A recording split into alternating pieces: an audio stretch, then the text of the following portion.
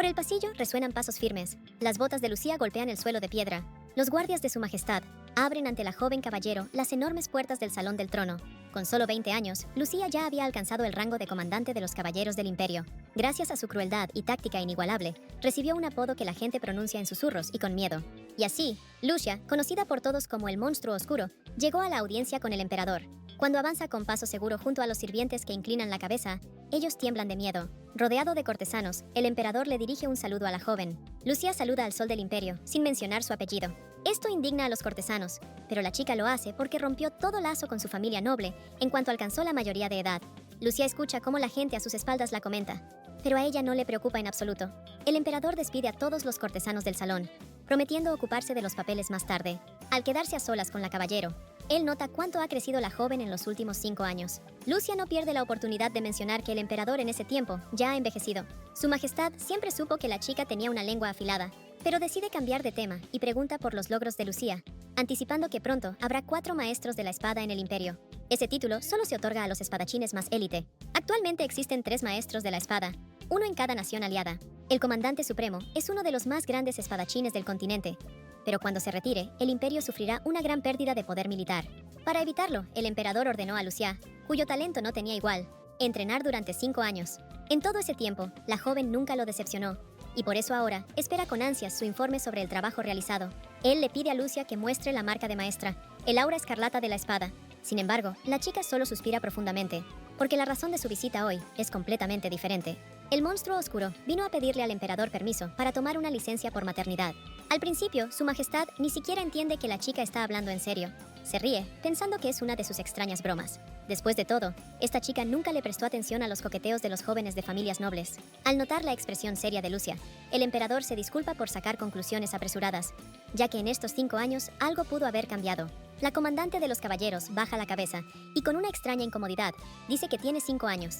Cuando el emperador le pregunta de qué está hablando, Lucía explica que tiene un hijo de 5 años. Su majestad no puede creer que la caballero hable en serio.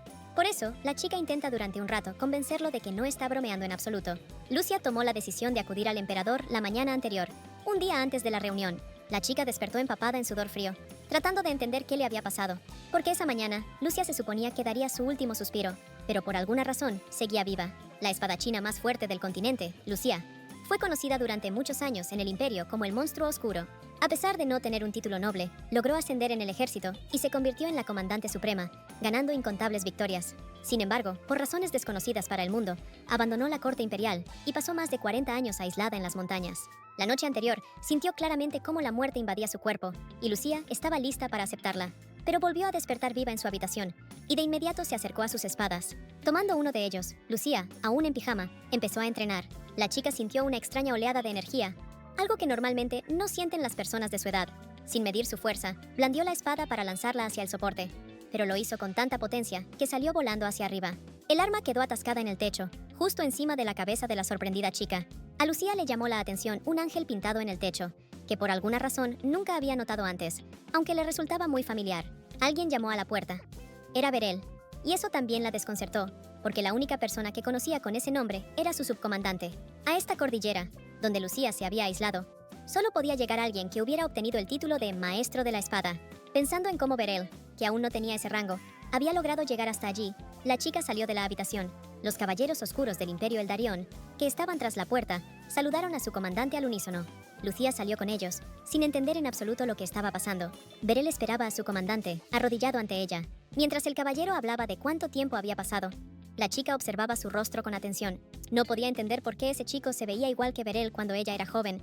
A Lucía se le ocurrió que tal vez estaba frente al hijo del subcomandante. Al escuchar que el chico la llamaba comandante, la protagonista le dice que no debería dirigirse a ella como lo hacía su padre. Berel intentó comprender a qué se refería Lucía, pero sintió que solo se confundía más. La protagonista volvió a su habitación para cambiarse, dejando a sus subordinados en el pasillo completamente desconcertados. Se acercó al armario y al mirar en el espejo, se quedó helada.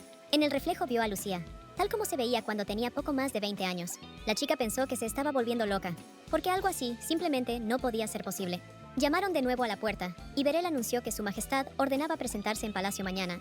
Lucía no podía creer lo que oía. Después de todo, había dejado la orden de caballeros imperiales hace 40 años, y el nuevo emperador, tan joven, no podía saber quién era ella. Al darse cuenta de que algo no cuadraba, la protagonista decidió revisar las cicatrices de su cuerpo. Al mirar uno de sus hombros, encontró la cicatriz que se hizo en la frontera del Valle Celestial y la que le dejó el monstruo de las montañas del palacio.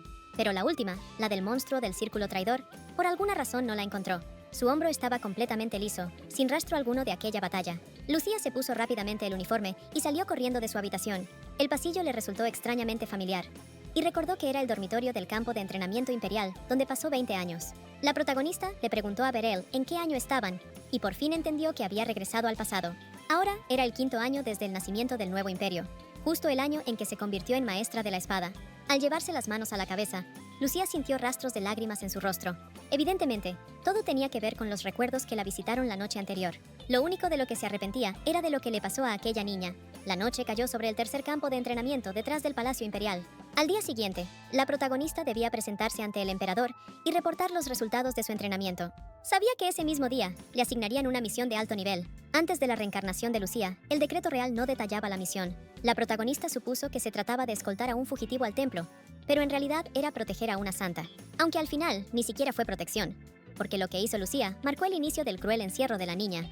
Esta vez, ella estaba decidida a no repetir ese pecado, porque después de la proclamación del nuevo imperio, apareció la descomposición negra de la profecía, que destruía la tierra y causaba hambruna. En medio de ese caos, tal como se había profetizado, apareció una santa, y junto a ella creció un árbol sagrado que restauró la naturaleza. Tan pronto como Lucía fue nombrada comandante en jefe, robó documentos secretos del templo. En ellos había información detallada sobre la profecía y la santa.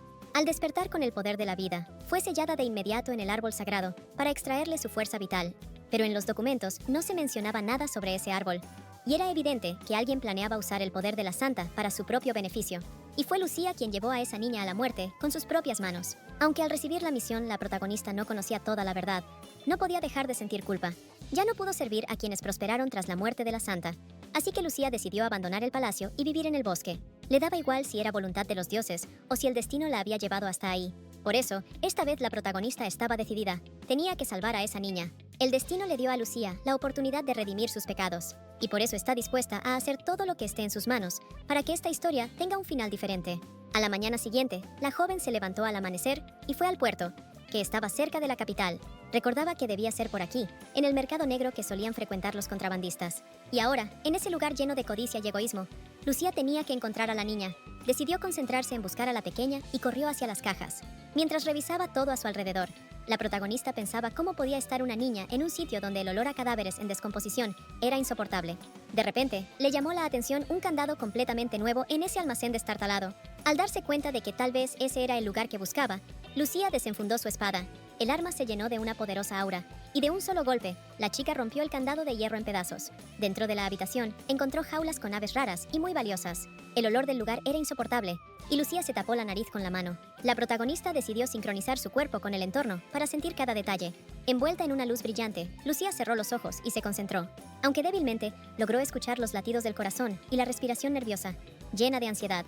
El origen de esas sensaciones estaba en lo profundo del almacén, y Lucía corrió directo hacia allí.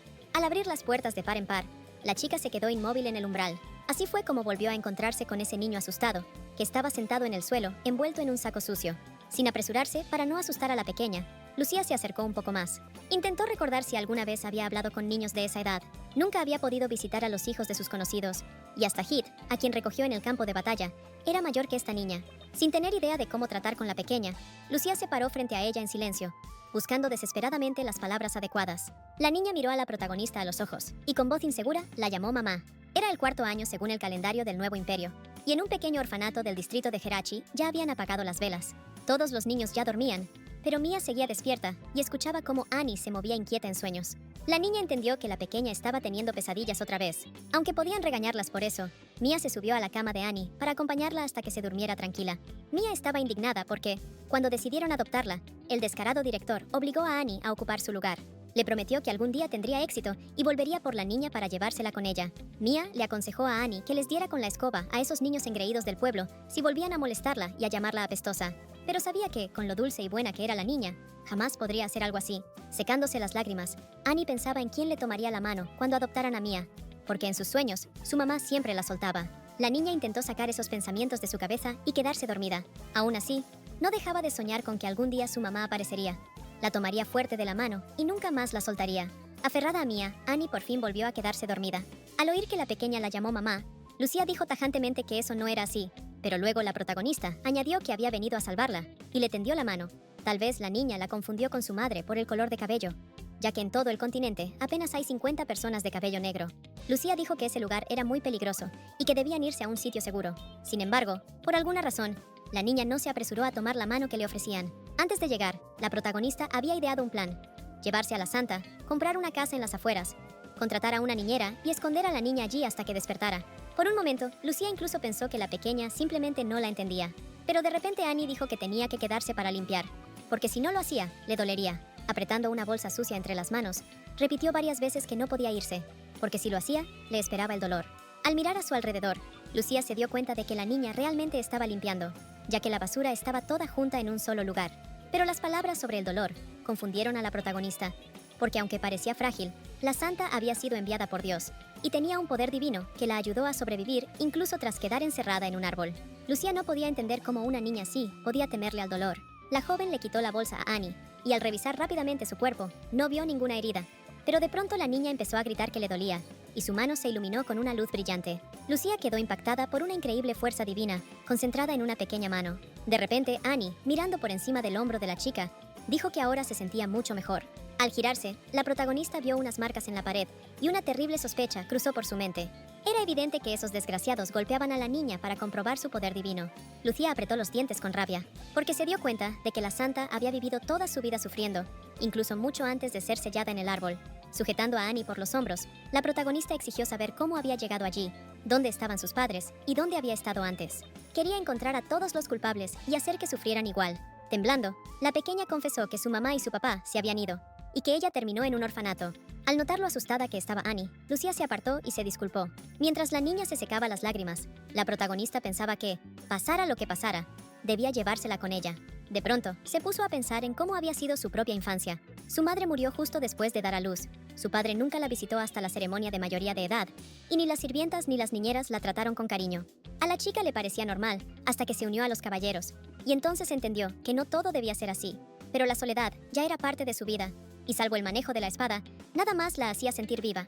Lucía sintió que ella y Annie eran parecidas, pero a la vez tan distintas, porque la niña aún tenía esperanza en sus padres, pero ella era una santa, y nadie sabía si podría vivir como una niña normal en una familia común. Y justo en ese momento, a la protagonista se le ocurrió una idea, porque Annie tenía 5 años, el mismo tiempo que duró su entrenamiento. Lucía le confesó a la pequeña que eran muy parecidas, y que ella también creció sin padres. Extendiendo la mano hacia la niña, le dijo que solo había una forma de protegerla, y para eso debían convertirse en familia. La protagonista tenía claro que solo alguien tan especial y fuerte como ella podría salvar a una niña tan extraordinaria. La pequeña miró sorprendida a la joven que, con dulzura, le propuso ser su mamá. De repente, se escucharon voces de hombres afuera. Era evidente que habían notado la cerradura rota y venían hacia aquí. Lucía le pidió a la niña que abriera todas las jaulas en cuanto llegaran esas personas. Añadió que así las aves podrían volar a donde quisieran, y que Annie también podría irse con ella. Cuando los hombres irrumpieron, se lanzaron de inmediato a atrapar a las aves, cada una de las cuales valía una fortuna. Aprovechando que estaban distraídos, Lucía logró sacar a la niña de allí. Los contrabandistas no pudieron atraparla, porque la protagonista logró alejarse de ellos dando enormes saltos. Sosteniendo a Annie con fuerza en sus brazos, se prometió a sí misma que esta vez sería ella quien protegería a la pequeña. La protagonista llevó a la niña a su casa, rodeada de árboles frondosos. Mientras se quitaba los guantes sucios, Lucía se giró hacia Annie. La niña, con lágrimas en los ojos, temblaba en la entrada y no se movía ni un paso del tapete. La protagonista pensó que tal vez le daba vergüenza entrar porque se sentía muy sucia. Fue al baño y llenó una tina entera con agua caliente para que Annie pudiera bañarse. Cuando Lucía llamó a la niña, ella corrió de puntillas hacia ella, tratando de apenas tocar el suelo con sus pies sucios. Al entrar al baño, Annie cerró la puerta tras de sí de un golpe. La protagonista intentó recordar si ella misma se bañaba a esa edad, pero había pasado tanto tiempo que no podía acordarse. Pasó bastante rato y Lucía empezó a preocuparse, así que se acercó a la puerta para ver si todo estaba bien. Annie, mojada y desnuda, asomó la cabeza desde el baño, muy avergonzada. Pero justo cuando iba a decir algo, la voz de Beryl se escuchó tras la puerta, recordándole a la protagonista la próxima visita al palacio. Arrodillándose frente a la niña, Lucía le pidió que la esperara ahí, prometiendo que volvería pronto. Luego se levantó y llamando a Beryl, salió de la casa. Sentada en el carruaje, Lucía decidió preguntarle a su asistente sobre su sobrino. La protagonista recordaba que él había nacido antes de que ella llegara al campo de entrenamiento.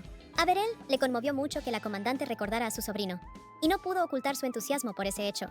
El chico contó que, durante la licencia por maternidad, su hermana pudo descansar bien y luego regresó como oficial suprema de la Orden de los Magos Blancos. Beryl estaba agradecido con su comandante, ya que fue ella quien arregló la licencia para su hermana. Mirando por la ventana, la protagonista recordaba cómo sucedió todo en ese entonces. Beryl le recordó que el permiso para su hermana lo otorgó el comandante blanco, Lionel Rubins. En su momento, a esa persona la consideraban rival de Lucía. Una vez, ellos se enfrentaron en un duelo, donde el premio para el ganador era que el otro cumpliera un deseo. Y aunque Lucía ganó, no tenía deseos especiales, así que pidió la licencia para la hermana embarazada de Beryl. La chica sonrió, porque ahora la licencia podía serle útil. La protagonista no podía dejar completamente sus deberes solo para quedarse junto a la niña. Sabía que Annie necesitaba un entorno seguro incluso cuando ella no estuviera cerca, y para garantizarlo, debía eliminar a todos los involucrados en el llanto del santo sellado. Y por eso, a Lucía le convenía seguir siendo caballero del imperio para recopilar información. Además, la protagonista necesitaba una piedra de control, ya que era fundamental ocultar el poder divino de la niña. Incluso el genio Hit necesitaría medio año para perfeccionar la piedra de control robada del templo. Y gracias a la licencia de 6 meses, el problema se resolvería solo. Mientras ideaba este plan en el camino, Lucía llegó al palacio y fue a una audiencia con su majestad, donde comenzó esta historia. Y ahora ya está frente al enfadado, quien la llevó a su despacho para discutirlo todo en privado. Le parece indignante que Lucía pida un permiso por maternidad, cuando su hija ya tiene 5 años. De repente, el emperador se da cuenta de que todo este tiempo ella ha criado a su hija en el campo de entrenamiento de la colina. Lucía baja la cabeza obedientemente y responde que así fue. Su majestad exige que le cuente quién es el padre de la niña. Según Lucía, estuvo casada con un herbolario. Sin embargo, él murió al caer de un acantilado mientras recolectaba plantas medicinales. Al emperador le sorprende que, para ser viuda, la chica no parezca nada triste. Además, aún espera que todo lo que contó sea solo una broma. Porque si Lucía dio a luz hace 5 años, no pudo entrenar y convertirse en maestra de la espada. Y descuidar sus deberes y usar el campo de entrenamiento para sus propios fines es un delito. A Lucía le parece que a alguien tan amable como el emperador, a quien le ha salvado la vida muchas veces, no le queda bien hacerse el importante. Está segura de que solo quiere parecer severo, aunque en realidad le tiemblan las manos bajo el peso de la copa. Pensando que en su vida pasada la causa de la muerte temprana del emperador fue el alcohol, la protagonista toma una pluma de su escritorio, llenándola con el poder de su aura, hace un elegante movimiento. Apenas rozando con la punta de la pluma la copa en manos de su majestad, Lucía la corta por la mitad. Impactado por lo que ve, el emperador intenta entender cómo es posible, porque ni siquiera un maestro de la espada puede controlar una energía tan feroz a través de un objeto blando. Esto podría significar que la chica ha alcanzado incluso mucho más que el nivel de maestra. El ánimo del emperador cambia de inmediato, y Lucía exige que le den un permiso pagado de 6 meses y que le mantengan el espacio en la academia. Al salir de la sala, añade con una sonrisa que redujo el tamaño de su copa para que se ajuste a su tamaño. El emperador observa a la descarada, que se atrevió a hacerle un comentario sobre cuánto bebe. Tras terminar con los trámites de su permiso, Lucía regresa a casa. Se imagina la reacción del emperador cuando descubra que la niña por la que él respondió es, en realidad, la santa que planea sellar. Al entrar, la protagonista revisa una a una las habitaciones buscando a Annie. No encuentra a la niña por ningún lado y se pregunta si todavía estará bañándose. Cuando entra al baño, ve que Annie está de pie al borde de la tina, estirándose para alcanzar una toalla colgada muy alto. Justo en ese momento, el pie de la pequeña resbala, pero Lucía logra atraparla a tiempo. Le pregunta por qué sigue allí. Con lágrimas en los ojos, la niña explica que no podía alcanzar la toalla de ninguna manera. Lucía nota la suciedad en sus propios zapatos y piensa que a ella tampoco le vendría mal un baño. Baja a la niña al suelo, pero por alguna razón, Annie no deja de llorar. La protagonista piensa que tal vez debería ayudar a Annie a secarse, ya que a ella siempre la ayudaban las sirvientas con eso. Lo hacían incluso cuando ya tenía más de 90 años. Y ahora le toca criar a una niña sola. Lucía salvó a la santa al decidir convertirse en su madre, pero de repente se da cuenta de que será mucho más difícil de lo que pensaba. Después del baño, sienta a Annie en la mesa, pero la niña ni siquiera ha tocado la comida. La protagonista no logra entender por qué la pequeña se comporta así, ni qué la tiene tan triste. Lucía imagina que criar a la niña le costará bastante dinero, ya que hace 9 años rompió todo lazo con su familia y no tiene dinero de sobra. Pero le alegra saber que quemó todos los documentos y nadie podrá averiguar la identidad de la niña. Además, el emperador aún no ha dado ninguna orden respecto a la santa, y Lucía tiene 11 años por delante hasta su despertar. Hasta entonces, debe usar la piedra de control para suprimir el poder divino de Annie y rastrear a todos los que participaron en el sellado. Pero por ahora, lo primero que debe preocuparse Lucía es por qué van a comer mañana. De repente, Annie interrumpe los pensamientos de la protagonista, diciendo que quiere regresar. Sorprendida por esas palabras, Lucía le pregunta si quiere volver al orfanato. En realidad, Annie no quiere regresar, porque tener una mamá y una bañera de verdad con agua caliente es como un sueño. Pero la niña siente que Lucía está cansada y piensa que ella es inútil. Con dificultad para encontrar las palabras y hablando de sí misma en tercera persona, Annie dice que está sucia y que no debería estar aquí sentada. Sin entender del todo lo que quiere decir, Lucía mira a su alrededor y admite que este lugar no es el más adecuado para una niña. Le dice que en parte tiene razón, pero de repente la pequeña empieza a llorar aún más fuerte. La protagonista intenta entender el significado de las palabras de Annie. Baja la mirada a sus botas sucias y de pronto se da cuenta de que la niña se refería a sí misma. Lucía trata de explicarle que fue ella quien ensució el baño con sus botas, pero Annie empieza a llorar más fuerte, culpándose de haberlo arruinado todo. El legendario monstruo oscuro, temido en los campos de batalla, siente lo impotente que es ante una niña llorando. Pero la chica se recompone rápido y encuentra una forma de manejar la situación. Lucía dice que mandar a Annie al orfanato no es la mejor solución. Además, este lugar donde están ahora no es su hogar, así que no es necesario mantenerlo impecable. Cuando le preguntan qué es este lugar, la protagonista responde que es parte del Palacio Imperial. Mia le había contado a Annie que el palacio es como un paraíso, donde viven personas radiantes que nunca se preocupan por la comida. Al mirar a Lucía, la niña piensa en lo diferentes que son esas personas de ella. Cree que si puede ayudar a su nueva mamá a limpiar, ella sonreirá y se quedará con ella un poco más. Annie dice que puede hacerlo todo, y la protagonista siente una punzada de culpa al pensar en lo puro que es el corazón de esa pequeña. Al darse cuenta de que ya hay confianza entre ellas, Lucía le dice su nombre a la niña. Luego le pide a Annie que empiece a llamarla mamá lo antes posible y que mantenga en secreto que antes vivía en un orfanato. Al pensar que la mujer sentada enfrente ahora será su madre, la niña se queda sin aliento. Lucía se disculpa de antemano y advierte que, a partir de ahora, la llamarán de otra manera. La protagonista se pregunta qué nombre le quedaría bien a la pequeña, y en ese momento se escucha un golpe en la puerta. Con una seña, le indica a Annie que guarde silencio y se levanta de la mesa. Sin entender quién podría ser, Lucía toma su espada y de repente ve que alguien está trepando por la ventana. Contra el cielo del atardecer, aparece una cabeza rubia en la ventana. Al tomar al visitante inesperado por un mercenario, Lucía desenvaina su afilada espada en un instante. Sin embargo, el chico que salta a la habitación levanta las manos y se ríe, sorprendido de que la comandante no lo reconozca, si solo han pasado 5 años desde la última vez que se vieron. Él no sabe que todo eso fue en una vida pasada, y ahora la protagonista apenas recuerda a la gente de su juventud. El chico le recuerda a Lucía que es Vernon Javier, caballero de tercer rango, la sombra del zorro, el mejor en reconocimiento entre los caballeros oscuros. Confiesa que casi se hace encima del susto cuando la comandante le apuntó con el arma. Detrás de Vernon, alguien más entra por la ventana. Gillian Olivia, caballero de segundo rango, nota de inmediato a la niña en la habitación, que se parece mucho a su comandante. Tras ella, aparece otro caballero por la ventana, Heath, que también no puede dejar de mirar a la niña. Los tres se asombran a la vez de cómo esa pequeña tan delgada puede parecerse tanto a Lucía. De pie detrás de ellos, con los brazos cruzados y expresión seria, la protagonista les pregunta por qué estos idiotas decidieron entrar por la ventana en vez de usar la puerta como gente normal. El leal séquito de Lucía se sorprende de que, después de solo 5 años, ahora hable como una anciana de 90 años. Ahora la protagonista recuerda que estos tres siempre fueron impulsivos y de lengua afilada. Se da cuenta de que debe trabajar en su forma de hablar, que la delata como una vieja ermitaña. Lucía se gira hacia Annie y ve que Gillian ya la ha tomado en brazos y la lanza al aire. La niña se asustó tanto que ni siquiera pudo gritar, así que la protagonista la arrebató de los brazos de Olivia. Vernon se burla de la chica, que ni bien entra ya se ha ganado el desagrado del comandante. Él se apresura a mostrarles a todos cómo tratar a los niños y le ofrece a Annie un caramelo. De repente, Lucía siente que la niña se quedó dormida en sus brazos al instante. Sin saber nada sobre niños, la protagonista se pregunta si es normal que se duerman tan rápido a esa edad. Se apresura a llevar a Annie a la cama, ordenando a su séquito que se quede ahí y no toque nada. Los tres se quedan quietos, confundidos por el mal humor excesivo de su comandante.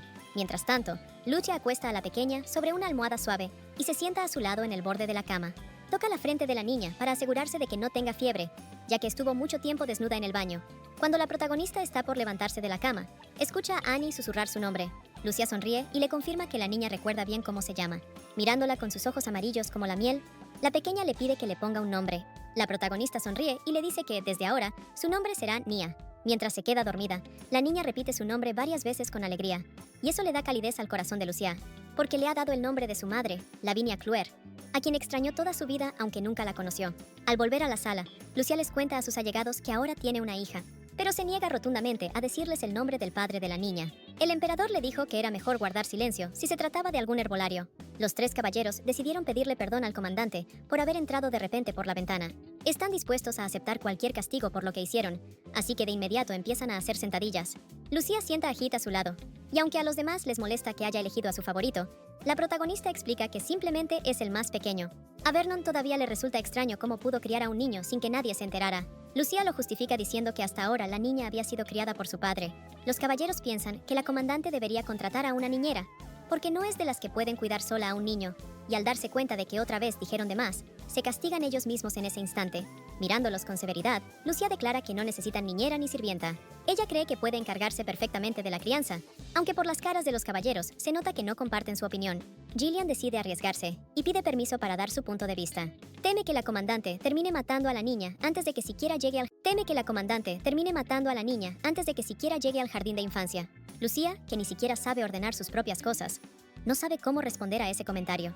Vernon propone que Gillian se encargue de la cocina, Heath de la limpieza, y él promete ocuparse de la educación y formación de la niña. Molesta porque decidieron todo sin consultarla, Lucía dice que eso no va a pasar y echa a los caballeros. Sin embargo, Vernon ya sabía que ella respondería así que se preparó de antemano. Saca de su bolsillo una carta con el sello imperial. Su Majestad escribió que los subordinados de Lucía irrumpieron en su despacho y también le pidieron vacaciones para ayudar a su comandante. La protagonista, con las manos temblorosas, deja la carta sobre la mesa. Le da miedo imaginar qué habrán hecho esos traviesos para que el emperador escribiera una carta así personalmente. Lucía pregunta por qué los caballeros, que deberían proteger el imperio, actuaron de forma tan imprudente. Todos empiezan a hablar al mismo tiempo, contando que esperaron a su comandante durante 5 años, y que en su ausencia las demás órdenes siempre los provocaban sin motivo. Con lágrimas en los ojos, Vernon se queja de que no tienen ningún apoyo de la nobleza y que ellos también pasan por muchas dificultades. Lucía entiende que a sus subordinados realmente no les fue nada fácil, pero ahora a su lado están Vernon, un hombre muy culto, Gillian de una familia de chefs famosos, y también el genio Heath. Y con estos valiosos compañeros que lucharon a su lado durante más de 20 años, criar a un niño será mucho más sencillo. Suspirando, la chica acepta las manos que le ofrecen ayuda. Contentos, los caballeros se despiden de su comandante y salen por la ventana. De pie en medio de la habitación, Lucía piensa que debería clavar la ventana. De repente, la heroína escucha pasos rápidos que se acercan hacia ella. Entra corriendo a la habitación Beryl, visiblemente molesto, quejándose de lo mucho que le duele que la comandante se haya ido de licencia sin decirle nada. Él acusa a Lucía de que durante estos 5 años ellos trabajaron duro y cumplieron con sus deberes. La heroína le ordena fríamente que se vaya y se alegra de que por fin podrá disfrutar del silencio. Pero a la chica no le da tiempo de quedarse sola, porque alguien más entra en la habitación. Al girarse, Lucía ve al comandante de los Magos Blancos acercándose a ella con paso firme. Se nota que Leon Rubins tenía mucha prisa por hablar con la heroína. El hombre se detiene a unos pasos de ella, mirando a Lucía con severidad y reproche, sin siquiera saludarla. Le pregunta quién es el padre de su hijo. A diferencia de la heroína, apodada el Monstruo Oscuro, a Leon en el Imperio lo llamaban el Ángel Andante. Siempre se caracterizó por su respeto a la ley, y ahora presiona a la chica exigiendo una respuesta. Lucía intenta averiguar qué fue lo que trajo a Lion hasta aquí, y si está investigando por orden del primer ministro. Ese hombre siempre fue un dolor de cabeza para la heroína, y ahora por su culpa todos los planes pueden arruinarse.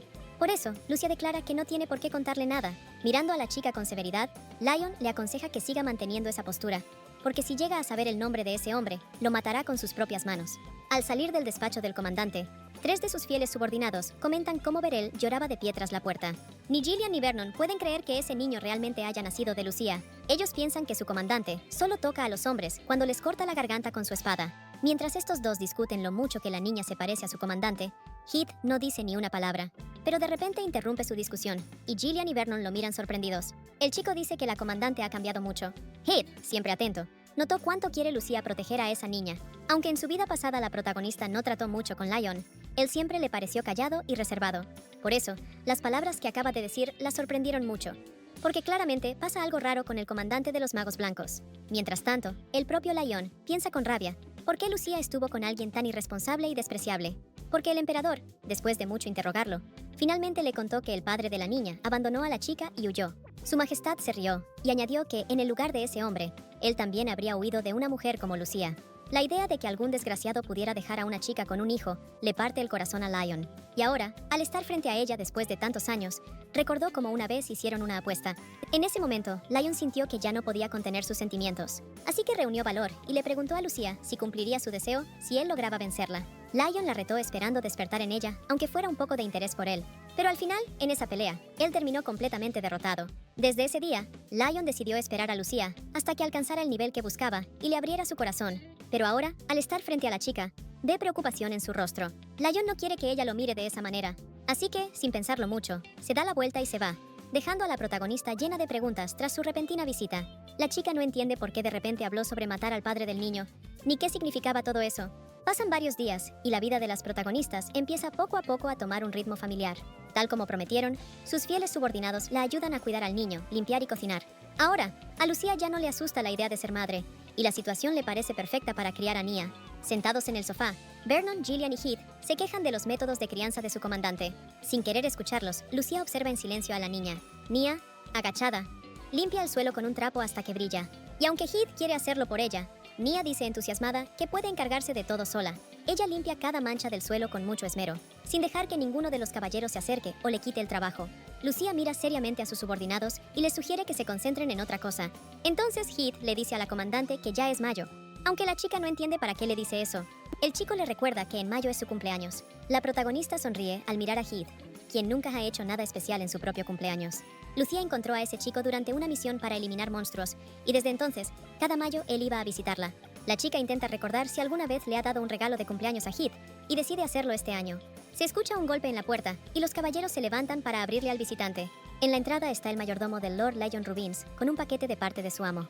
La protagonista, al igual que sus ayudantes, está muy sorprendida por esto. Vernon y Gillian, tras recibir la nota, asoman la cabeza por la puerta y llaman a Lucia para que lo vea con sus propios ojos. La chica se acerca a ellos para averiguar por qué hay tanto alboroto. Al salir, ve que el pasillo está lleno de regalos y flores. Mientras Lucia intenta entender qué significa todo esto, sus ayudantes, soñadores, lo llaman amor. Vernon le entrega a la chica una tarjeta que venía con los paquetes. En ella, Lyon confesó que ya no puede ocultarlo, pero la nota no le aclara nada a Lucia. La protagonista no entiende qué quería decirle el hijo del primer ministro imperial con ese gesto ni qué planea. Además, él le envió ropa tanto para niñas como para niños, lo que hace que todo le parezca aún más sospechoso. Mientras tanto, los caballeros observan los costosos regalos con entusiasmo. Lucia les pide que dejen de abrir las cajas, ya que será más difícil devolverlas. Pero Vernon no entiende por qué devolver algo que le quedaría perfecto a Nia. La protagonista se da cuenta de que esas cosas realmente le quedarían mejor a la niña que la ropa que ella misma le pone. Y es justo ahora cuando la chica nota que Nia ha desaparecido del salón. Lucia corre a buscar a la niña por todas las habitaciones, pero no la encuentra por ningún lado. Finalmente, encuentran a Nia detrás de una gran pila de cajas que intenta sostener con las manos. Las cajas caen al suelo y Lucia ayuda a la niña a levantarlas. La pequeña empieza a llorar y se culpa por haberlas tirado al intentar ayudar. A la protagonista le duele el constante sentimiento de culpa que siente Nia y que siempre piense que está sucia. Ya ha pasado una semana desde que la rescataron y la niña se lleva muy bien con los chicos, así que Lucía pensaba que todo iba bien. Gillian agarra uno de los vestiditos y corre hacia Nia para probárselo, pero la niña se acurruca en una esquina y se niega a ponerse la ropa nueva. Tiembla, llora y repite sin parar que no se la va a poner. Los caballeros intentan convencer a Nia con cariño, pero no lo logran. Lucía, llevándose las manos a la cabeza, les pide que se vayan, porque la niña parece estar muy cansada. Cuando se queda a solas con ella, la protagonista trata de explicarle a la pequeña que tarde o temprano, cualquier cosa se ensucia.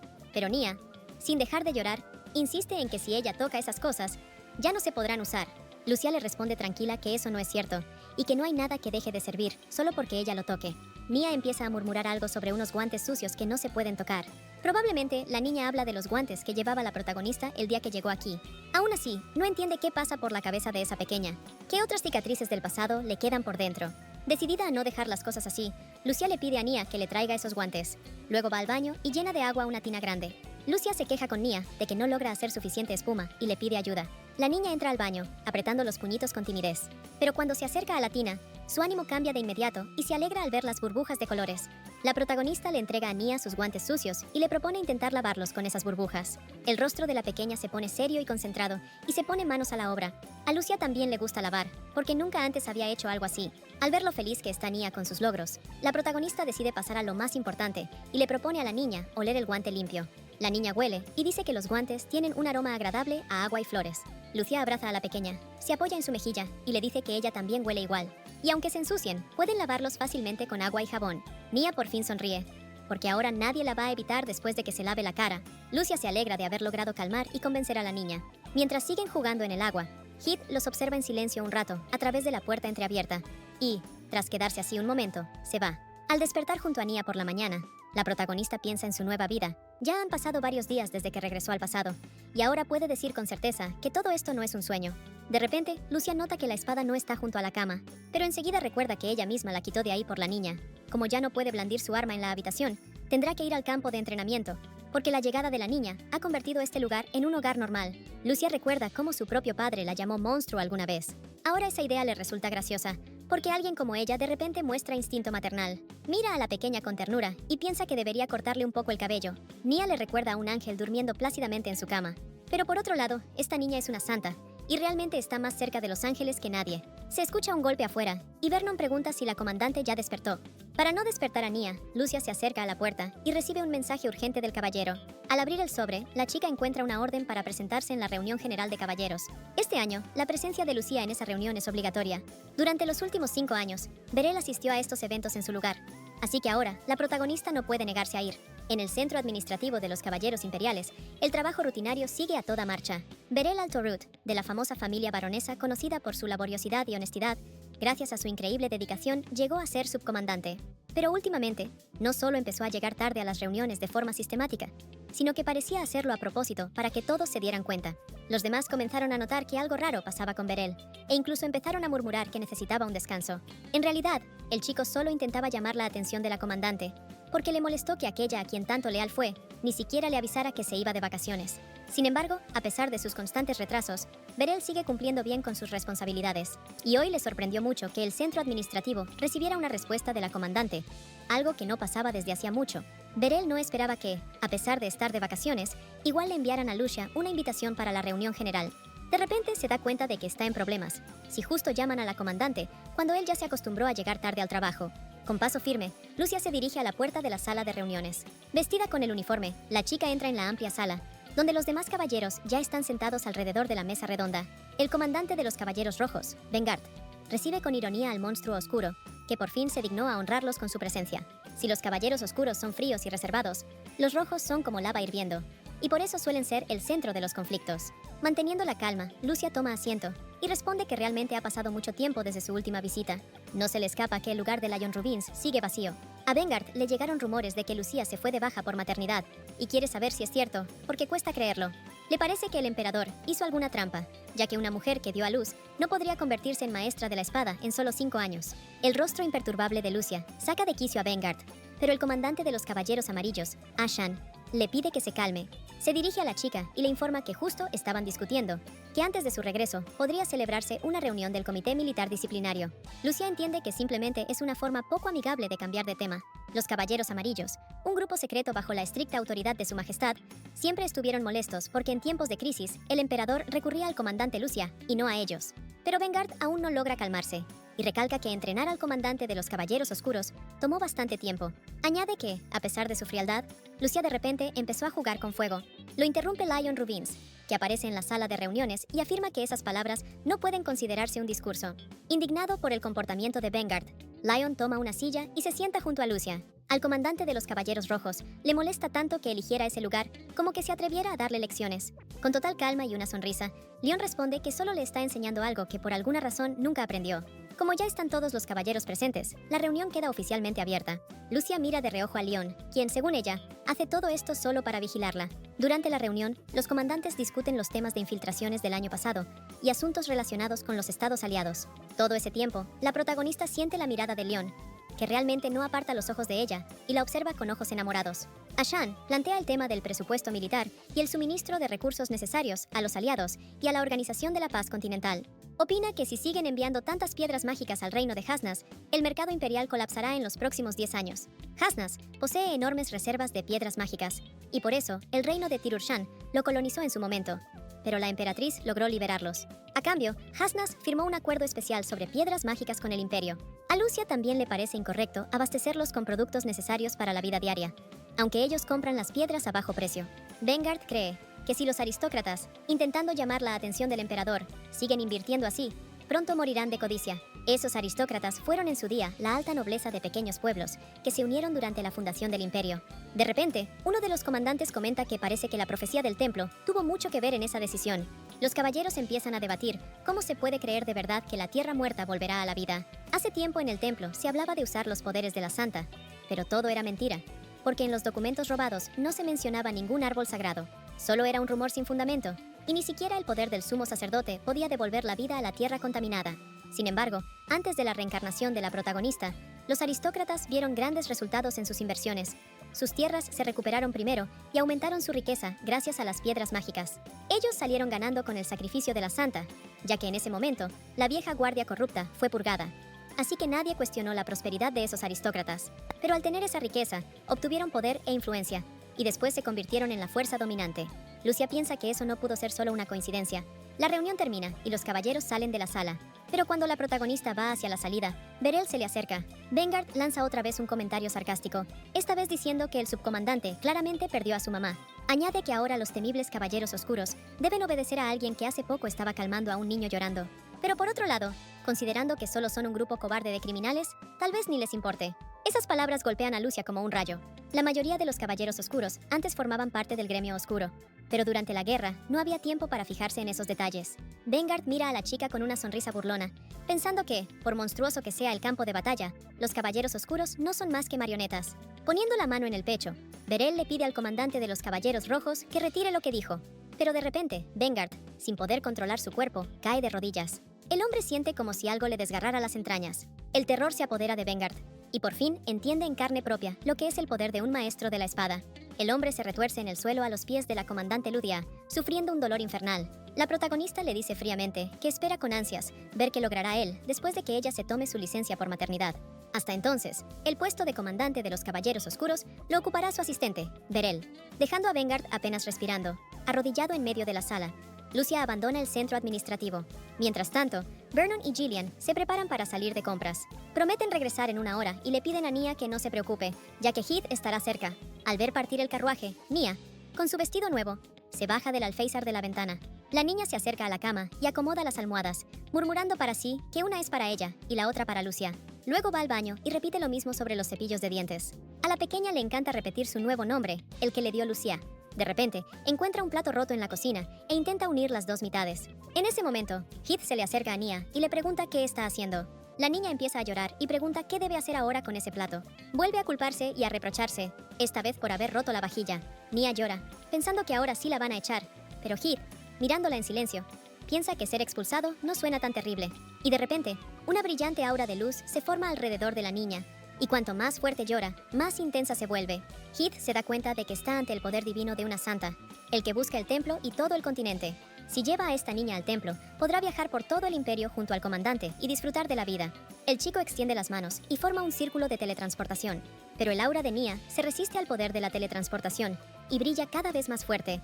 Heath queda impactado por esa increíble fuerza divina, que parece a punto de descontrolarse, ya que él mismo pasó por algo así en el pasado. El padre de Heath era un estafador inútil que iba de pueblo en pueblo vendiendo medicinas falsas. Pero cuando la gente descubrió su engaño, tuvieron que esconderse en las montañas. Y un día aparecieron monstruos en una aldea de montaña. El padre de Heath usaba a su hijo como mago y ganaba dinero con él. Y aunque los monstruos asustaban al niño, fue allí donde por primera vez encontró amigos, y su felicidad no tenía límites. Cuando los monstruos atacaban la aldea, los habitantes de todas las edades corrían hacia Heath. Presionaban al niño, señalándolo con los dedos y exigiendo que lo salvara.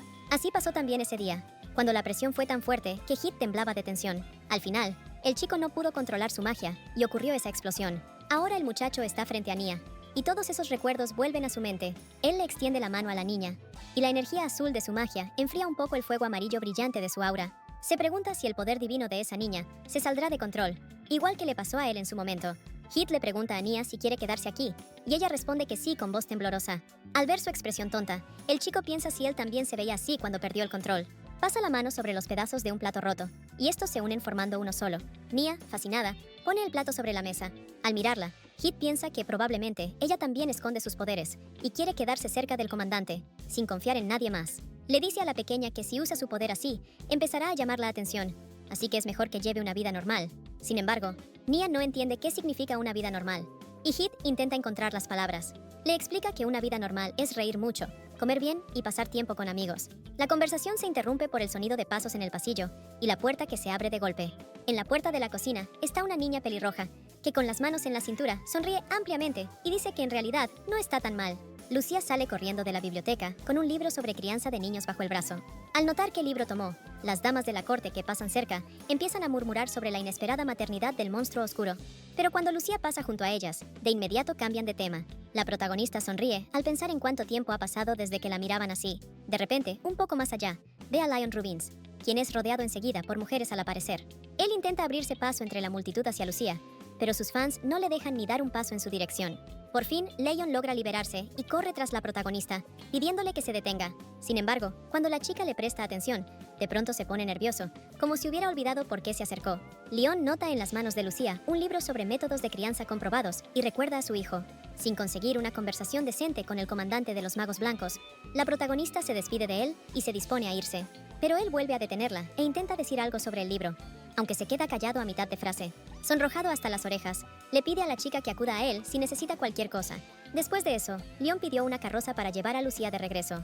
De camino a casa, la chica piensa que los rumores sobre sus modales impecables son totalmente ciertos, pero luego Lucía recuerda la nota que él le dejó, la cual interpretó como una amenaza oculta, y se confunde aún más. La protagonista observa con atención la portada del libro que tomó en la biblioteca. Por alguna razón, el rostro del niño en la portada le resulta familiar. La carroza se acerca a un puente, bajo el cual navega una barca de paseo. Las personas que ríen en la barca dejaron sus carruajes en el puente y bajaron al agua, provocando así un atasco. El cochero le pide a la protagonista que espere un momento, mientras él intenta resolver la situación. La chica decide aprovechar la oportunidad para caminar un poco por el puente, estirar las piernas y mirar a su alrededor. Observa el río y disfruta del clima perfecto, que en realidad es ideal para un paseo en bote. De repente, al fijarse bien, la protagonista reconoce a un chico que se divierte en compañía de unas jóvenes aristócratas. Él también ve a la chica, y, sorprendido por el inesperado encuentro, saluda alegremente a la comandante Lucía. Al llegar a tierra firme, él se disculpa por haberle bloqueado el paso y le cuenta que pensaba disfrutar de un paseo solo, pero se topó por casualidad con esas jóvenes damas. El príncipe heredero del imperio, Airen Asir Eldarion, siempre fue muy popular. Lucía saluda respetuosamente al joven sol del imperio y de inmediato pide permiso para retirarse. Sin embargo, Airen la detiene para entregarle un regalo en honor a su nuevo título de maestra de la espada y le da una sonaja. Sin dejar de sonreír, el príncipe pregunta si el hijo de Lucía ya no es tan pequeño como para jugar con ese tipo de juguetes. A la protagonista le parece que Airen se está burlando de ella, pero no lo demuestra y también le sonríe. El príncipe dice que no sabía que la comandante de los Caballeros Oscuros tenía un hijo. Sin responder nada, Lucía se da la vuelta y se dirige a su carruaje. Pero Airen la detiene porque quiere decirle algo importante. De repente, confiesa que lleva bastante tiempo observando a Lucía. Sin girarse, la protagonista intenta entender a qué se refiere exactamente el príncipe con esas palabras. Las chicas a sus espaldas empiezan a susurrar, pero ella no les presta atención. Y solo cuando Airen pregunta si de verdad aún no se sabe quién es el padre del niño, Lucía se da la vuelta. La protagonista conoció al príncipe heredero cuando tenía 16 años, al ser asignada como su escolta. Ella trataba a Airen igual que a todos, pero por alguna razón, él empezó a sentir simpatía por ella. El príncipe observa el rostro de Lucía, que no ha cambiado nada en estos 5 años, y su corazón sigue latiendo igual de fuerte. La protagonista mira a las acompañantes de su Alteza, chicas tan jóvenes que ni siquiera puede enojarse con ellas. Pero Lucía no puede dejar las cosas así que camina decidida hacia el grupo. Al acercarse a las damas temblorosas de miedo, le dice al príncipe con una sonrisa burlona que no dirá quién es el padre del niño, porque en esa época pasaba las noches con muchos. Las jóvenes aristócratas se sonrojan, impactadas por una confesión tan descarada. Esas palabras sorprenden no solo a las chicas, sino también al príncipe, que por un momento se queda pensativo con una sonrisa maliciosa. Pero de repente, la nariz de su Alteza empieza a sangrar y la sangre salpica a Lucía. Los sirvientes corren hacia el príncipe, pero él los aparta y busca un pañuelo.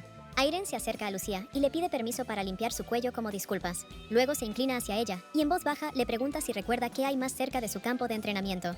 Porque ahí está nada menos que el palacio del príncipe heredero. Airen no mentía cuando decía que observaba a Lucía, ya que eso se volvió parte de su rutina diaria. Sin embargo, parece que su hijo no solo nació muy pequeño, porque en todo ese tiempo el príncipe nunca vio a la chica con el vientre abultado. Y es que un embarazo en esos 5 años seguro que no se le habría escapado. Alejándose de Lucía, Airen promete que será su pequeño secreto. Le tiende la mano a la chica y le dice que solo quiere acercarse más a ella. Lucía mira la mano del príncipe y responde que lo ha entendido perfectamente. La determinación de la chica vuelve a impresionar a Airen, y una fina línea de sangre vuelve a salirle de la nariz. Al regresar al campo de entrenamiento, que ahora es su hogar, Lucía reflexiona sobre las palabras del príncipe. La protagonista no entiende sus intenciones de acercarse, ya que en toda su vida apenas ha intercambiado un par de palabras con él. En su vida anterior, 3 años después de subir al trono, él murió joven, sin llegar a los 40. Pero ahora dice que ha estado observando a Lucía todos los días y duda de la existencia de su hijo. De cualquier forma, guardará ese secreto hasta que pida algo a cambio. Y por ahora, la chica no tiene más opción que confiar en él. Al entrar en la casa, Lucía presencia una escena extraña. Vernon gatea por el suelo en cuclillas y una niña pelirroja está sentada sobre su espalda. La protagonista le pregunta al caballero, que apenas puede con el papel de caballito, ¿quién es esa niña? La niña la mira con sus ojos verdes y le hace la misma pregunta sobre la propia Lucía, pero en vez de una respuesta, recibe un golpe en la cabeza con un cucharón. Gillian, que llega corriendo desde la cocina, le grita a Yvonne por atreverse a hablarle así al comandante. Avergonzada, la chica explica que es su sobrina, a la que su hermana le pidió cuidar un rato. La protagonista revisa la habitación, tratando de encontrar a Nia. Aunque Yvonne responde que no está allí, Lucía de todos modos encuentra a la pequeña. Ella está sentada bajo la mesa y por alguna razón tiembla. Pensando que los niños obviamente juegan a las escondidas, La protagonista se acerca a la niña en silencio por detrás. Pero como Nia está jugando con su amiga, Lucía finge no haberla visto y dice que va a subir. Al oír esto, la niña sale de inmediato de debajo de la mesa. Corre hacia Lucía y le pide que no se vaya. E Yvonne llega corriendo detrás, gritando que ha encontrado a Nia. Con las manos en la cintura, como suele hacer, la niña le pregunta a su tía quién es esa señora tan guapa pero seria, que parece una loca. Lucía sonríe y se presenta ante la niña como la mamá de Nia. Yvonne no le cree a la protagonista, porque piensa que las mamás suelen ser grandes y gordas, y Gillian vuelve a regañarla. La niña promete que a partir de ahora se quedará callada, y Lucía se sorprende de lo efectivos que son los métodos de crianza de su tía. Sonriendo, Yvonne se presenta amablemente ante la protagonista. Luego corre hacia Nia y le pregunta si quiere a su mamá. Cuando la pequeña responde que le gusta Lucía, Yvonne se sorprende de que la llame por su nombre. Cuando le pregunta por qué no la llama mamá, los ojos de la niña se llenan de lágrimas. Ella se disculpa y dice que lo siente mucho. Sin embargo, Lucía siente las miradas de los presentes, que también quieren saber la respuesta a la pregunta de Yvonne. La protagonista sabía que tarde o temprano llegaría este día, pero no tiene idea de cómo explicarlo. Nia sale al rescate diciendo que no puede, y poniendo su pequeña mano en el pecho, muestra que le duele ahí. La niña pasó casi toda su vida en un orfanato, y los niños de ahí aprendieron que si algo te gusta, alguien te lo quita. Eso le pasa con todo lo que le gusta, pero le da miedo admitirlo, ya sean juguetes, almohadas o incluso cepillos de dientes. La protagonista entiende que Nia se acostumbró a ocultar lo que más valora. Esta pequeña nunca aprendió a compartir su felicidad con otros, y hasta una palabra como mamá prefiere guardarla para sí. La combativa Yvonne sospecha que Lucía debe ser muy mala y que golpeó a Nia cuando la llamó mamá.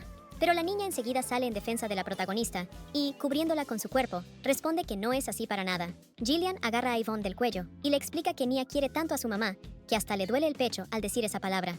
Esas palabras dejan a Lucía impactada, porque no entiende por qué esta pequeña la quiere tanto. Los caballeros organizaron una merienda para las niñas en un claro del patio interior, junto al campo de entrenamiento. Yvonne le enseña a la niña cómo sostener bien la taza.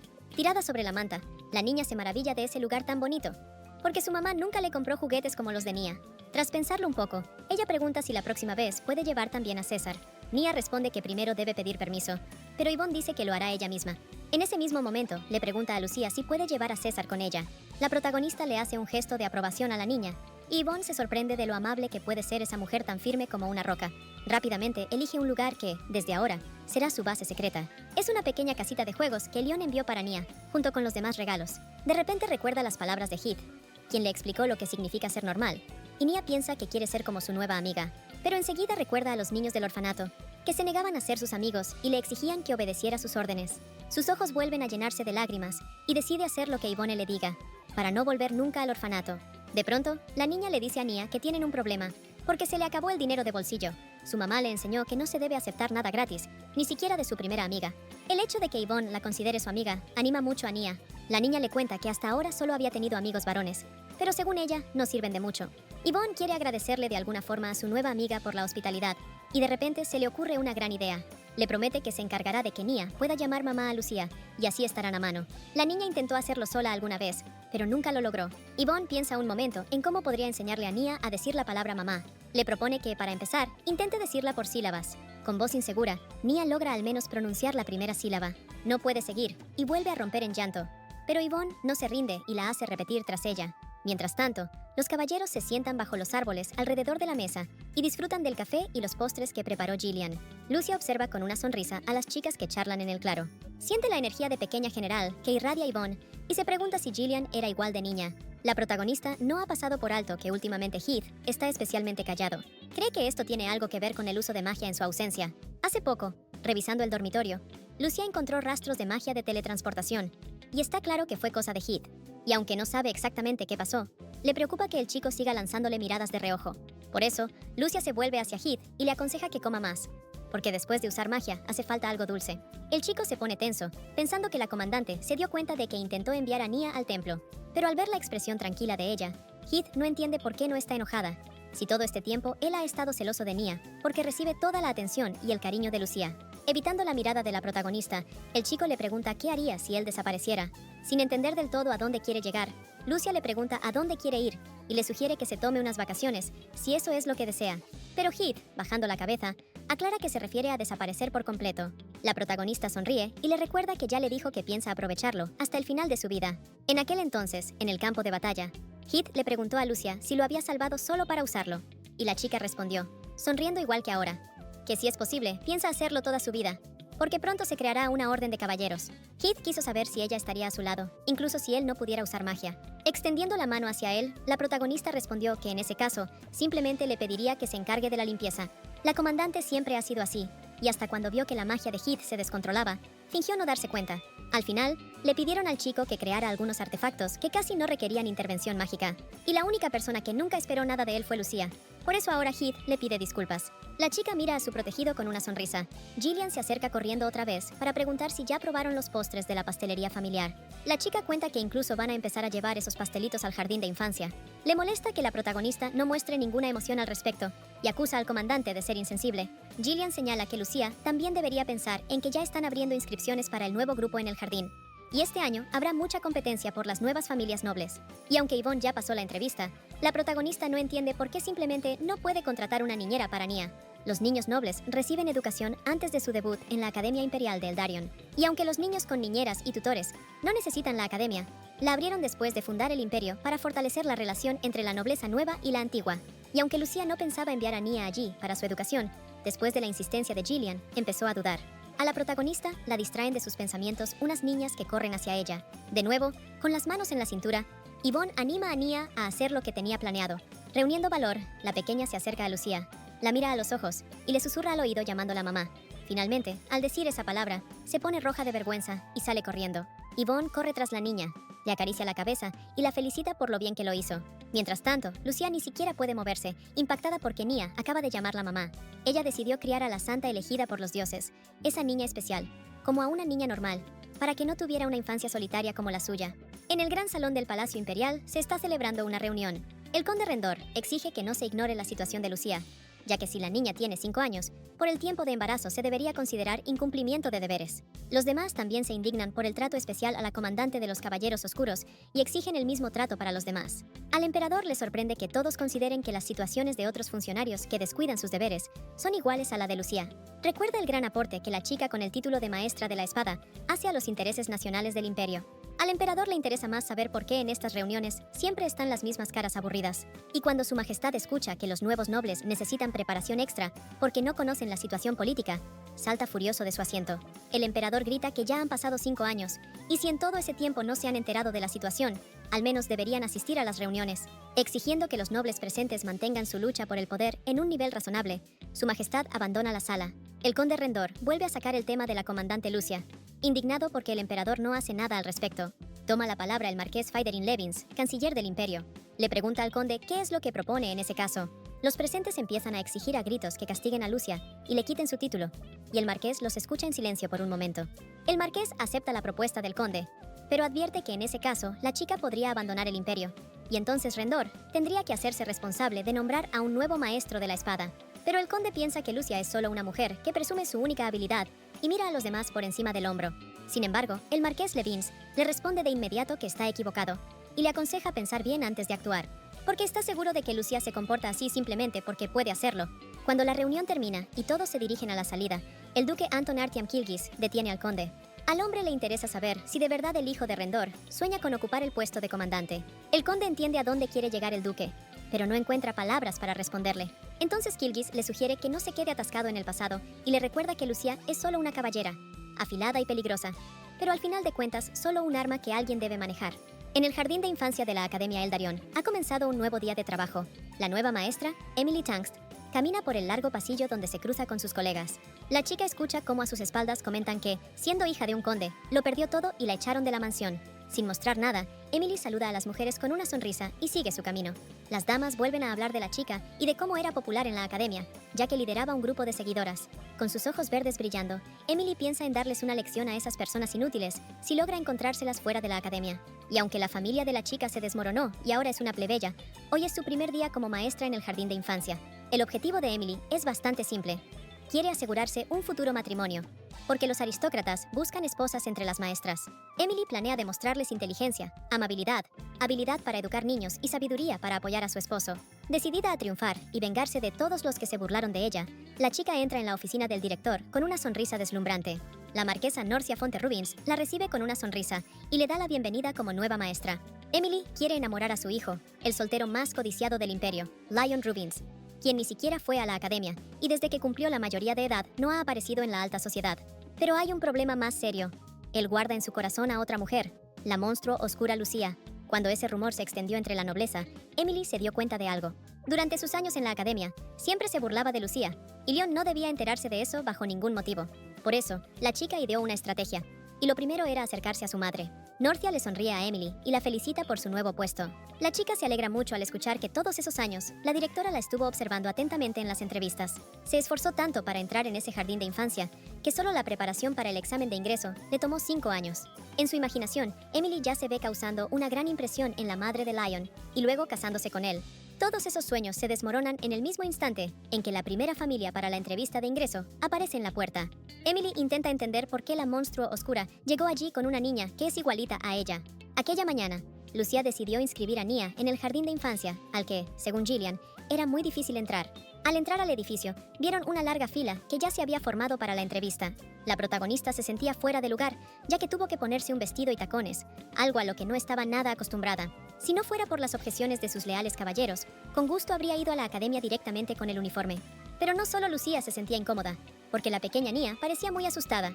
La protagonista pensó que tal vez era porque la niña no conocía nada de ese entorno. La secretaria del director llamó a la familia con el número 128 para la entrevista. Lucía y Nia solo tenían que dejar pasar a 5 familias más, lo que significaba que aún debían esperar cerca de 1 hora. La protagonista sintió alivio al pensar que llamaban por número, ya que su nombre podría causar caos entre la multitud.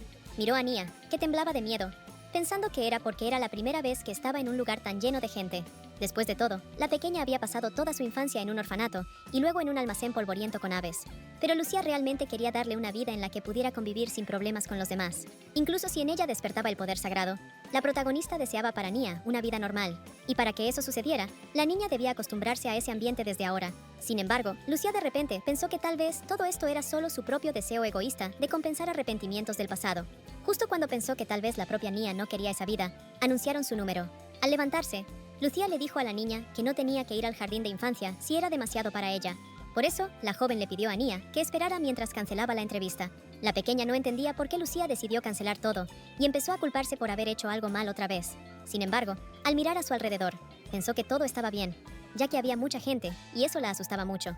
De repente, Nia escuchó la conversación de 2 madres. Una señora le contaba a la otra que esperaba con ansias que su hija por fin fuera al jardín, porque le costaba mucho manejar a los niños en casa. La niña se quedó impactada por lo que oyó y empezó a preguntarse si Lucía podría con ella, si no iba al jardín. La protagonista volvió a la sala de espera para avisarle a Nia que cancelar la entrevista sería complicado. Pero ¿cuál fue su sorpresa cuando la pequeña salió corriendo al frente y gritó que sí quería ir al jardín? Aunque las demás señoras estaban encantadas con la niña, que a diferencia de sus hijos quería estudiar por sí misma, Lucía intentaba entender el motivo de su decisión. Así fue como la madre primeriza y su adorable hija terminaron en la entrevista. La directora se maravilla con sus atuendos a juego y confiesa que siente un poco de envidia, ya que ella solo tiene hijos varones. Lucía observa con atención a la extraña mujer que las recibió en la puerta. Había escuchado que esa chica tenía su misma edad y daba clases en la academia, pero no lograba entender por qué temblaba tanto. La marquesa Norcia le dice a Emily que puede irse si tiene asuntos urgentes, y ella se despide encantada. Lucía la mira alejarse, pero no logra recordarla, ya que apenas tiene recuerdos de la época de la academia, a la que entró solo por insistencia de su familia. La protagonista decide fijarse mejor en el lugar, donde los educadores se comportan de manera tan extraña. La directora le pregunta amablemente a Nia por qué quiere entrar a su jardín de infancia. La niña guarda silencio y aprieta el dobladillo de su vestido, temblando de miedo. Lucía todavía no está del todo segura sobre el sistema de este lugar, pero la imagen de la directora no es muy diferente a la de los libros que ella escribió. Mientras que en los libros sobre niños y su educación solo se habla de la elegancia de un cisne deslizándose por el agua, ella prefiere enfocarse en métodos de crianza realistas. La señora Norcia se dio cuenta de que en realidad Nia no quiere ir al jardín, así que se lo pregunta directamente. La pequeña mira sorprendida a la directora, pero no responde. Y entonces ella le pregunta si tiene amigos. Bajando la cabeza, la niña dice que tiene una amiga llamada Yvonne. La marquesa comenta que eso es maravilloso, porque aunque Nia no vaya al jardín, igual podrá darle regalos a su mamá todos los días. Porque en este mundo hay alguien que valora sus historias como si fueran joyas. Y esa persona es su mamá, que estará encantada de escuchar todo lo que Nia cuente sobre el tiempo que pasa con Yvonne. Lucía sonríe al ver cómo la niña absorbe cada palabra que dice la marquesa. Nia pregunta emocionada si de verdad puede contarle sus historias a su mamá todos los días. La directora lo confirma y añade que ahora la niña puede expresar todo lo que lleva dentro. Toda esta conversación le recuerda a Lucía unas líneas del libro de la señora Norcia. Los niños tímidos no callan porque no tengan nada que decir, ya que sus corazones están llenos de historias. Simplemente necesitan más valor para empezar a hablar abiertamente. La entrevista termina y Lucía y Nia se despiden de la directora. La señora Norcia les grita que Nia ha sido aceptada en el jardín, lo que sorprende mucho a la protagonista, que pensaba que los resultados saldrían en un mes. La mujer acaricia la cabeza de la pequeña y sonriente pregunta, ¿quién más podría tener un lugar aquí si no es esta niña? Luego, mirando a Lucía, añade que lo dijo en broma y que en realidad tiene sus propias razones para aceptar a Nia, porque según ella, su hijo tonto le está causando problemas a la chica. Mientras la marquesa piensa que apoya totalmente la decisión de su hijo, Lucía intenta en vano entender lo que pasa. Más confusión le causan las palabras de Norcia sobre que pueden tratarse como familia, ya que de todos modos se verán todos los días. Pasa un mes y llega el momento de prepararse para la ceremonia de ingreso al jardín de niños. Lucía lleva a Nia al taller para encargarle su uniforme. Siguiendo a la protagonista con pasos inseguros, la niña mira con asombro los modelos de vestidos expuestos. Una asesora se acerca corriendo a los visitantes para preguntar si han venido a buscar el uniforme de la pequeña princesa. La ceremonia de apertura del jardín normalmente se celebra a finales del verano, probablemente por la época en que se fundó el imperio. Mientras observa a la niña, la consultora la llena de halagos y le pregunta quién le hizo ese peinado tan bonito. Un poco más relajada, Nia cuenta emocionada que fue Vernon quien le trenzó el cabello. La protagonista notó que, después de hablar con la perspicaz Norcia, la pequeña cambió mucho y ahora habla y sonríe más. La consultora le pide a Lucía y a su hija que esperen un momento mientras atiende al cliente anterior. Ellas se sientan en el sofá y, para hacer más amena la espera, les ofrecen un plato de galletas con forma de animalitos. La protagonista mira a Nia y piensa que últimamente la niña ha adquirido dos malas costumbres. Primero, sigue ayudando en la casa y ahora limpia el suelo con tanto esmero que la madera empieza a despegarse. Pero Lucía teme decirle algo al respecto. Y la segunda mala costumbre es que Nia esconde lo que le gusta. Eso asusta a la protagonista más que su obsesión por la limpieza, porque si sigue así, los niños del jardín de infancia le quitarán todo de las manos. Lucía se preocupa porque las pérdidas y privaciones parecen ser el destino de una santa. Sin embargo, la protagonista quiere ayudar a la niña a superar esa costumbre, así que le pregunta si de verdad esas galletas se ven tan apetitosas. Le cuenta que, cuando era pequeña, casi no veía y nunca probó ese tipo de galletas, ni siquiera ahora que es adulta.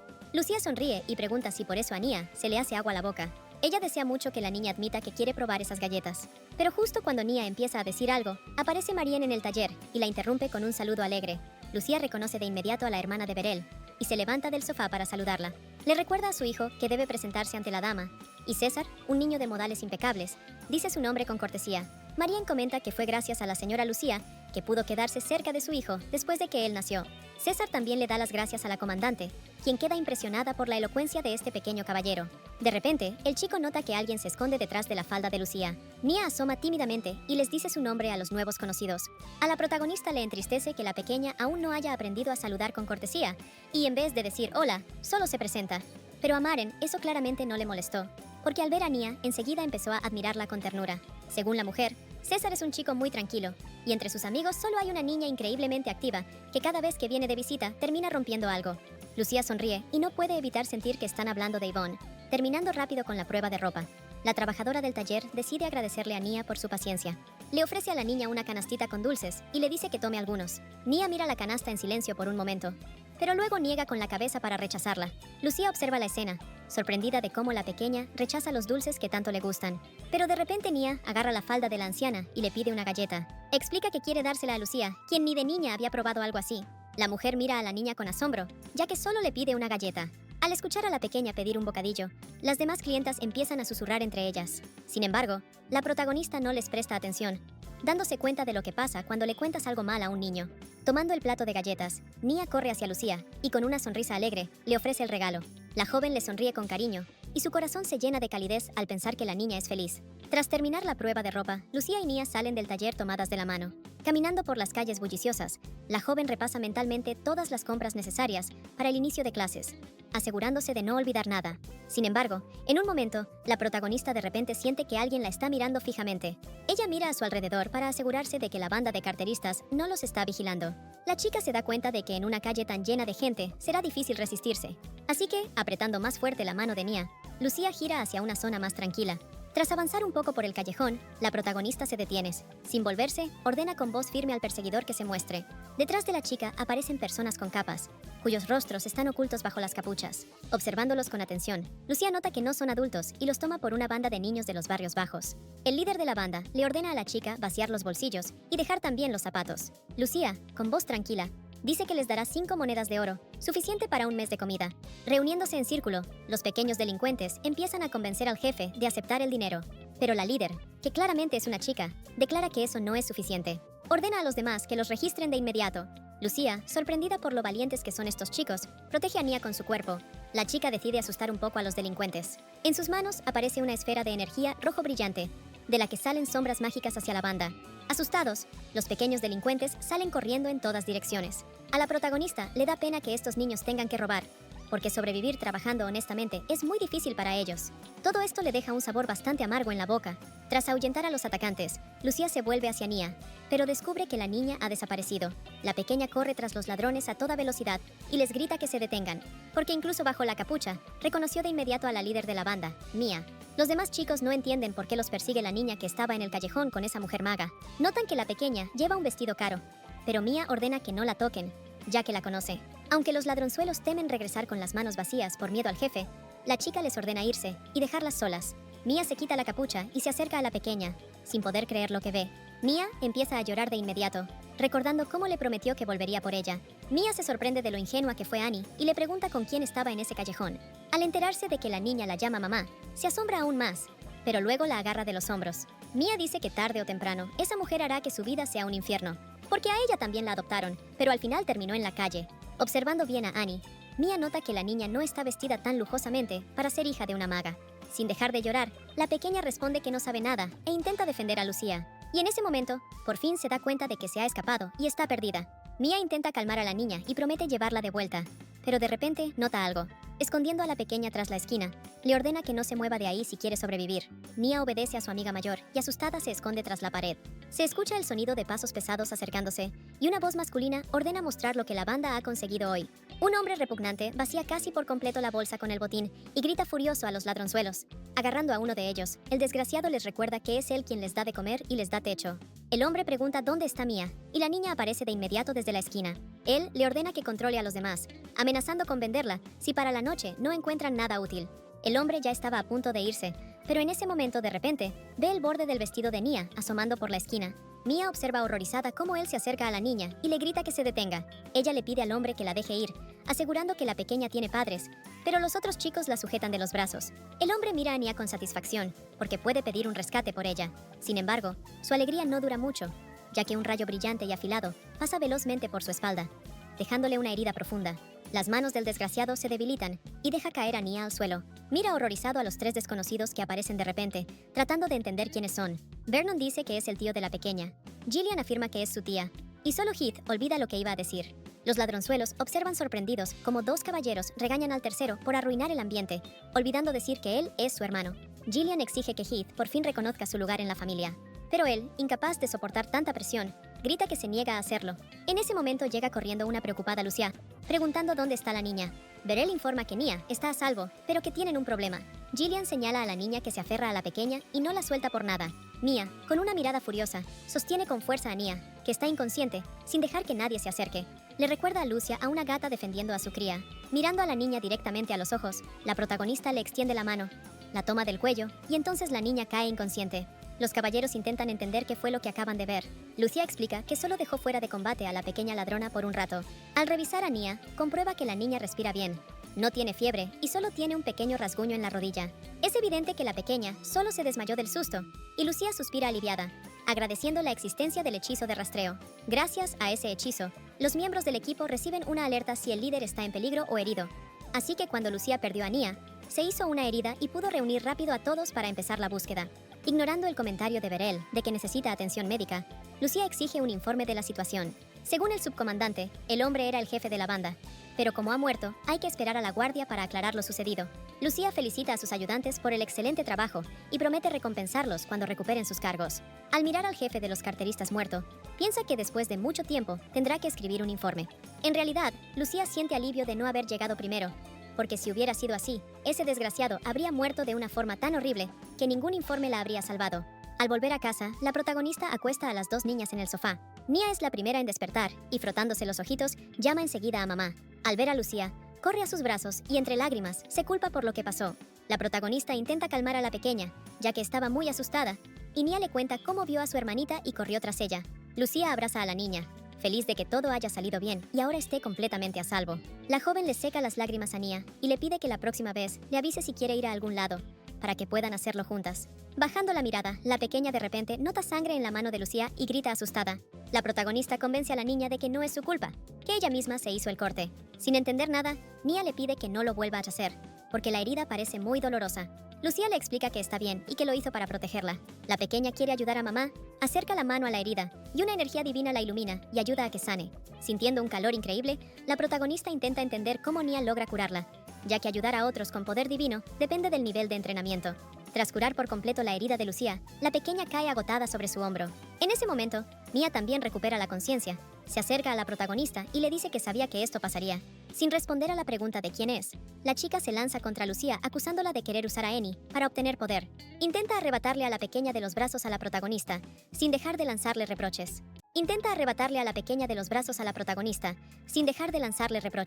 Lucía no pierde la calma y mira fríamente a la desconocida.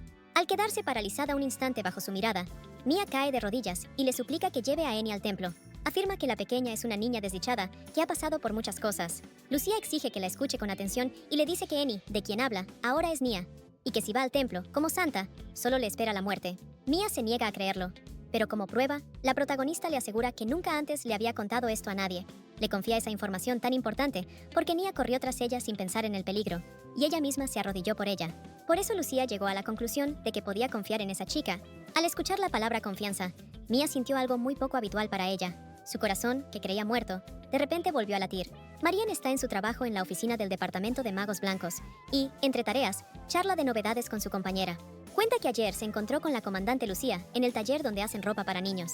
Según Marianne, está claro que está preparando a su pequeña para entrar al jardín de infancia. Le sorprende que a nadie le importe la niña en sí y que todos solo quieran saber quién es el padre, ya que hay rumores de que Lucía estuvo con varios hombres. Ambas mujeres admiran a la comandante, que vive una vida con la que ellas ni siquiera pueden soñar.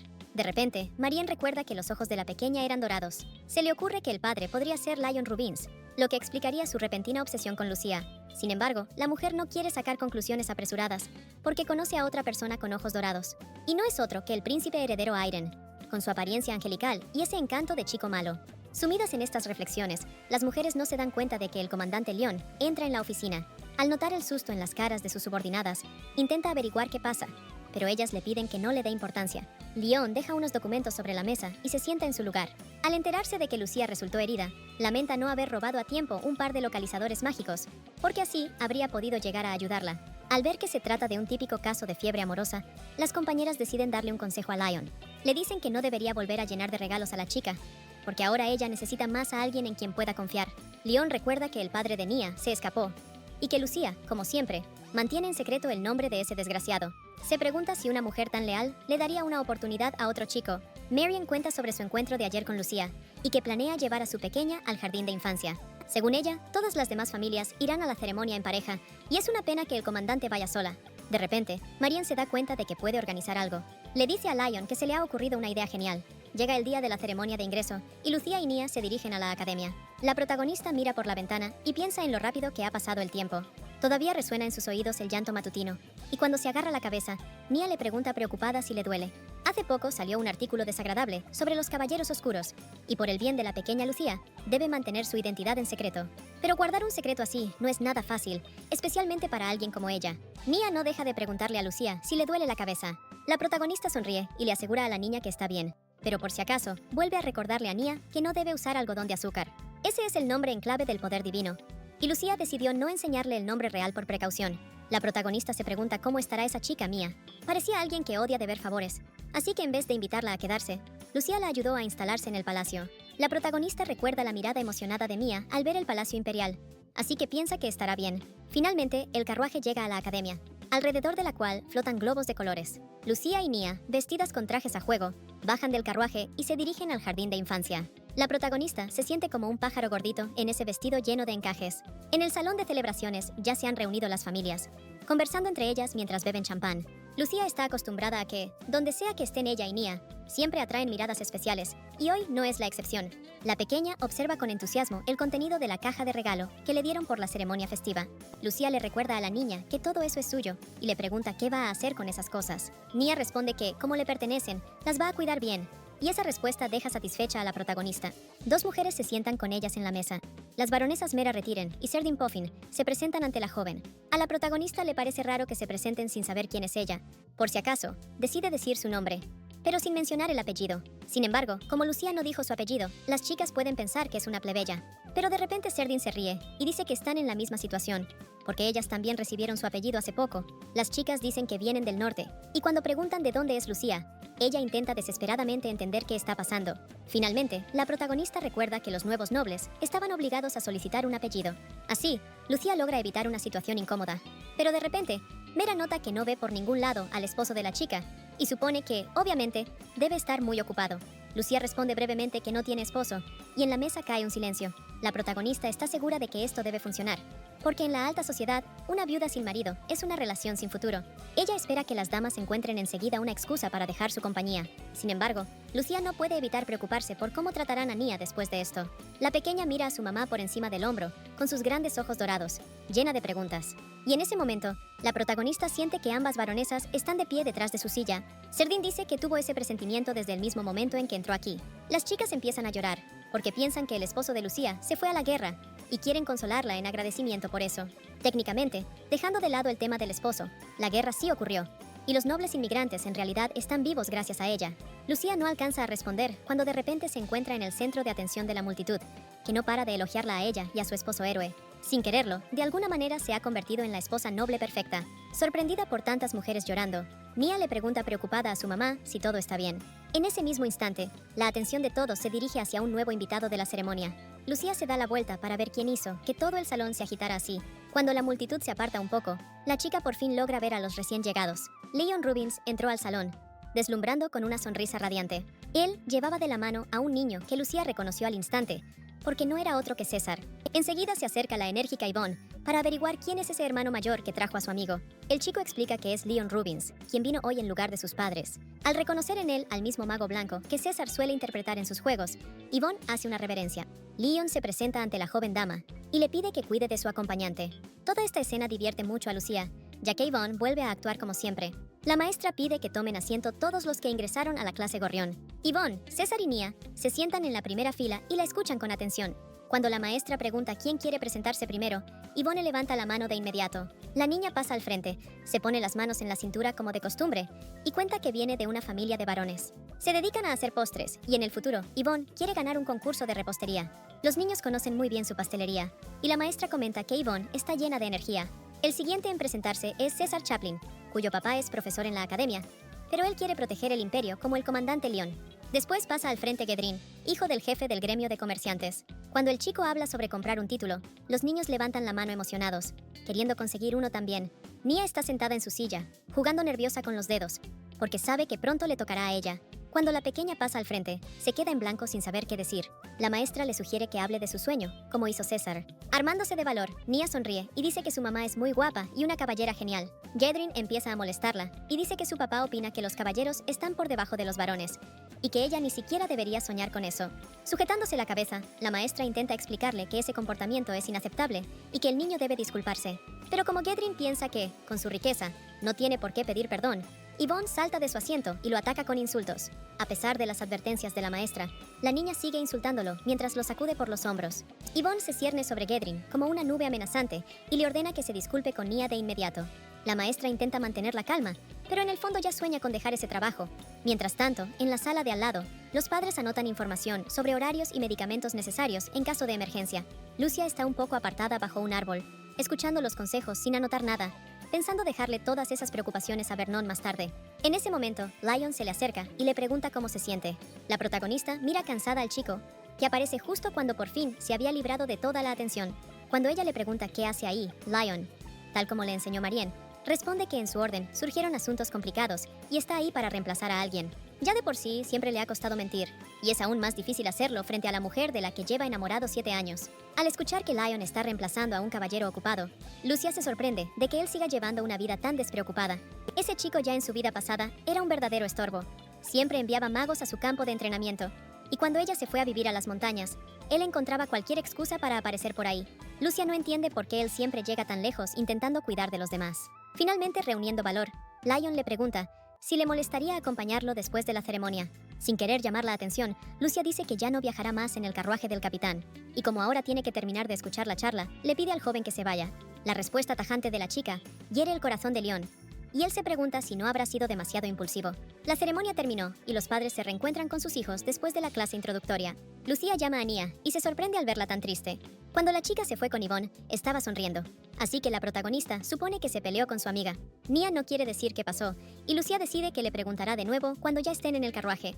Sin embargo, no alcanzan a llegar al carruaje cuando la protagonista escucha los sorprendidos murmullos de la multitud. La gente se apresura a irse a casa porque de repente llegaron los caballeros negros, que aparecieron hace poco en los barrios bajos, y alguien murió allí. Las charreteras doradas en los uniformes negros de los caballeros alineados brillan bajo el sol. Lucia intenta ver algo entre las espaldas de la gente amontonada. La chica se queda paralizada de shock al escuchar a Gillian y Vernon gritar que Beryl se volvió loco y que el comandante lo va a matar. Con una sonrisa maliciosa, el subcomandante pregunta cómo Gillian encontró ese lugar y sugiere que hay un traidor entre ellos. Declara que esta es la primera ceremonia de iniciación y que deben celebrarla a lo grande.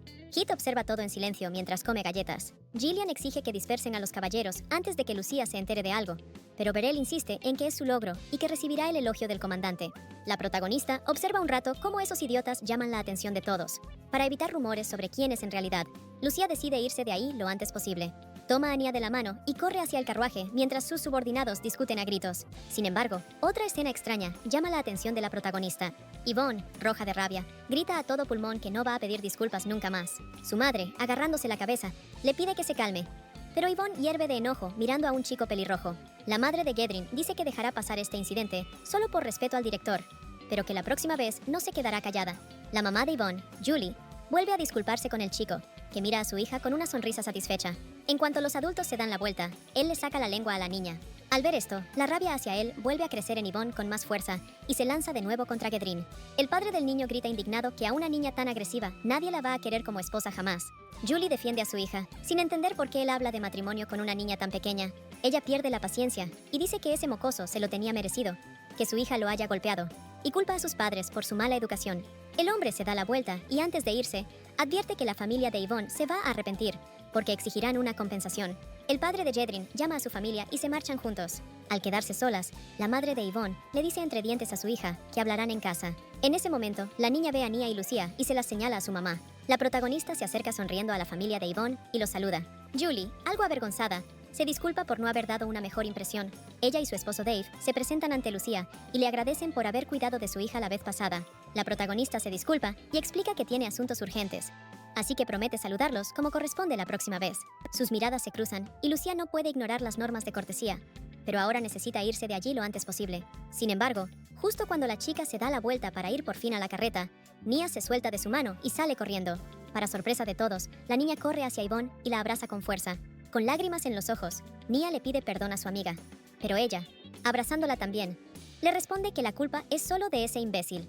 Al oír esas palabras groseras de su hija delante de extraños, Julie la reprende, pero Yvonne responde que todos deben saber qué clase de desgraciado es Gedrin, porque dijo que el rango de Nia es demasiado bajo para estudiar aquí. Esas palabras atraviesan a Lucia como un rayo.